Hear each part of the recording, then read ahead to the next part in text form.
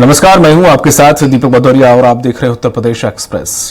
UP BJP कार्य समिति की बैठक में डिप्टी सीएम केशव प्रसाद मौर्य ने कार्यकर्ताओं को संगठन का महत्व समझाया। केशव प्रसाद मौर्य ने कहा कि 2027 में बीजेपी साबित करेगी कि वह अपराजय है और संगठन सरकार से बड़ा होता है और हमेशा बड़ा रहेगा। इसके अलावा केशव प्रसाद मौर्य ने सभी मंत्रियों, सांसदों और विधायकों से कार्यकर्ताओं के साथ सम्मान का ध्यान रखने की अपील की है। उन्होंने कहा कि मैं उप मुख्यमंत्री बाद में हूं, पहले कार्यकर्ता हूं।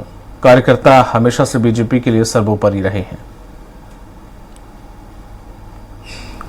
आज इस प्रदेश कार्य समिति में मैं संगठन के वरिष्ठता हमारे देश के और प्रदेश के नेतृत्व के सामने कह रहा हूं, संगठन सरकार से बड़ा है।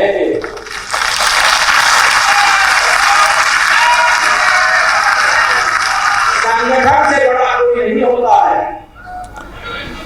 और अधिक जानकारी के साथ जुड़ गए हैं सहयोगी पवन सिंह। पवन जी, जिस तरह से लगातार कुछ न कुछ ऐसा फिलहाल उत्तर प्रदेश में बीजेपी के अंदर देखने को मिल रहा है, आपसी लोगों की बयानबाजी हो या कुछ भी, हालांकि अभी जिस तरह से डिप्टी सीएम ने कहा है कि सरकार से बड़ा संगठन होता है, हालांकि बात उन्होंने ठीक कही है, लेकिन इसके मायने क्या निकाले जा रहे हैं? अभी हालात जो बने हुए हैं राजनीति के, उसमें ये बयान कहां पर जाकर फिट बैठ रहा है और कहां पर जाकर ये लग रहा है?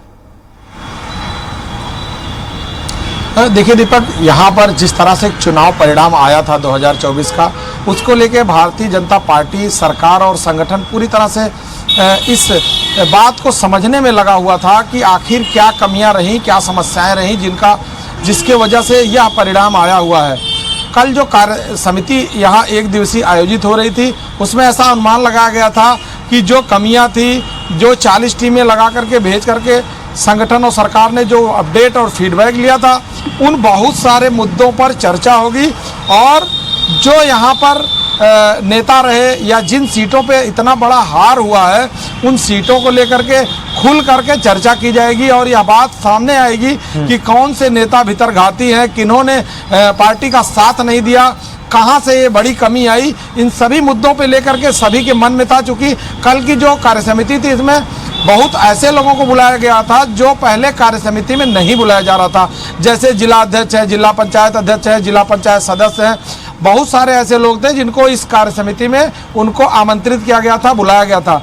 लेकिन अगर हम पूरे दिन की बात करें तो जिस तरह से कार्य समिति के जो शीर्ष नेतृत्व थे, जो बातें करी, वो कुल मिला के पुरानी ही बातें सामने आई, वो पुराने ही बात सब रहे और उनका ये कुल मिलाकर ये कहना था कि जो हार हुआ वो उस बात को लेकर के अब चर्चा करने की ज़रूरत नहीं है। हमने तीसरी बार सरकार बनाई है, इस पॉजिटिव बात को लेकर के हम लोग जनता और कार्यकर्ताओं के बीच में जाएंगे और अपनी जो उपलब्धियां हैं उसके बारे में बात करें। लेकिन उसी कड़ी में पूरे मंच के सामने डिप्टी सीएम केशव मौर्य ने इस बात की दखल दी और कार्यकर्ताओं के सामने सभी जो सांसद, विधायक या अन्य मंत्रीगण थे, उनको इस बात के लिए अप्रत्यक्ष रूप से एक इंडिकेशन दिया कि हम आज अगर इस हार का जो परिणाम देख रहे हैं, जिसकी समीक्षा कर रहे हैं, उसका बड़ा कारण कहीं न कहीं से कार्यकर्ताओं का असंतोष है, कार्यकर्ताओं का उत्साह न होना है। इसको लेकर के उन्होंने कहा कि संगठन सरकार से बड़ा है और बड़ा रहेगा और बड़ा था। लेकिन सभी विधायक और सांसद और मंत्रियों से उन्होंने अनुरोध किया और अपील किया है कि वो कार्यकर्ताओं का सम्मान करें। अगर उनकी कोई समस्या है तो उस पर पूरा ध्यान दें, उनको इग्नोर ना करें। चूँकि हम यह पार्टी अगर खड़ी है तो उन्हीं कार्यकर्ताओं के बल पर खड़ी है और अगर कार्यकर्ताओं को इग्नोर किया जाएगा तो जाहिर सी बात है यह खामियाजा कहीं न कहीं हमको भुगतना पड़ेगा। उन्होंने 2027 में 300 पार की बात करते हुए कहा कि हमारे जो कार्यकर्ता हैं, इनको हम जिस तरह से उत्साहित करेंगे, मजबूत रखेंगे, तो आने वाला 27 जिस तरह से जो यहाँ पर विधानसभा का चुनाव होगा, उसमें 300 पार हम जीत कर आएंगे और फिर हम बताएंगे भारतीय जनता पार्टी बड़ी पार्टी है और हमेशा अपराजय रही है। लेकिन इस कार्य दिवस जो बैठक थी, उसमें राहुल गांधी और अखिलेश का एक मुद्दा बड़ा उठा कि जिस तरह से संविधान को बदलने की बात आई थी और 8,000 खटाखट देने की बात आई थी, उनका ये कहना था कि जिस तरह से भ्रामक प्रचार विपक्षी पार्टियों ने किया है उसका फायदा उन्होंने लिया है। इन बहुत सारे मुद्दों को सही जवाब न देने की वजह से ऐसी परिस्थितियां उत्पन्न हुई हैं, जिसको लेके हम अब जो कार्यकर्ता और वोटरों के बीच में जाएंगे उसमें हम पॉजिटिविटी की बात करेंगे और जो 2024 की हार या जो निगेटिविटी है इसके लेकर के अब चर्चा नहीं की जाएगी और नए जोश और नए उत्साह के साथ हम कार्यकर्ताओं के साथ जो है क्षेत्र में जाएंगे। जी दीपक।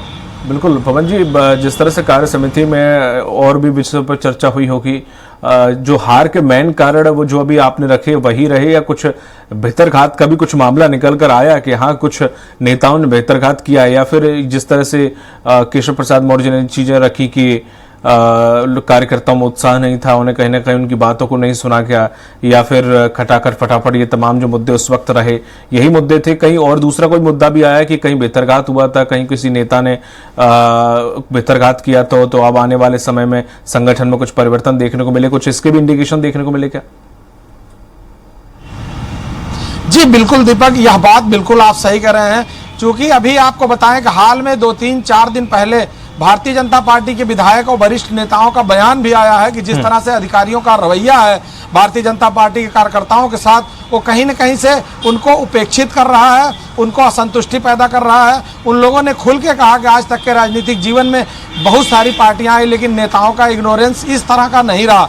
लेकिन चूंकि भारतीय जनता पार्टी बड़ी पार्टी है, संगठन में बहुत सारे इसके सदस्य हैं जो मजबूती से बहुत सारी चीज़ों को समझते हैं, लेकिन उन्होंने जो भीतरघाती जो नेता हैं उनका नाम नहीं लिया है।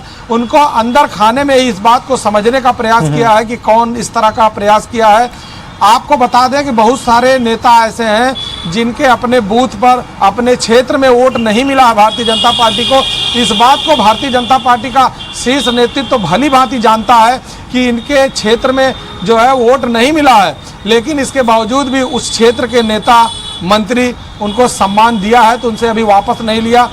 और सबसे बड़ी बात है कि अभी तक जिस इंतजार में लगी थी, बहुत सारे लोग इंतजार कर रहे हैं कि जो लोग इसके अपेक्षा के विपरीत कार्य किए हैं उनके ऊपर कुछ कार्रवाइयां होगी या उनको निकाला जाएगा या उनको पार्टी से पद से हटाया जाएगा।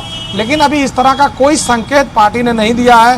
पार्टी बिल्कुल दूसरे मूड में बात कर रही थी। कल के कार्य समिति के बाद ऐसा लगा कि पार्टी ने जो समीक्षा करना था वो अभी तक कर लिया है। अब वो सिर्फ पॉजिटिव मूड की बात करती है। आने वाला जो उपचुनाव है 10 उस पे बात करेगी, आने वाला 27 की चुनाव की बात करेगी और फिर वो पॉजिटिव मूड में बात कर रही है और अपनी जो अभियान है उस पर चर्चा करेगी। लेकिन भारतीय जनता पार्टी जब भी किसी अपने कार्यकर्ता मंत्री नेता को हटाती भी है तो उसकी चर्चा आने नहीं देती है। वो अपना प्रोग्राम अपने कार्यक्रम के तहत वो कार्यक्रम करती रहती है। आने वाला समय जब किसी को भी हटाना होगा तो वो कभी भी हटा सकती है। ऐसे कई घटनाएं हुई हैं। यहाँ पिछला जो इतिहास रहा वो भारतीय जनता पार्टी के लिए बहुत बड़ा रहा कि किसी भी नेता को अगर उसको हटाना है, इग्नोर करना है तो बिना बताए बिना चर्चा के वो किनारे कर देती है। दीपक, तमाम जानकारी साझा करने के लिए आपको बहुत बहुत शुक्रिया पवन जी। तो जिस तरह से कार्य समिति की बैठक हुई इसमें कई मुद्दों पर चर्चा हुई। अब आने वाले चुनाव 2027 के लिए बीजेपी खुद को तैयार कर रही है।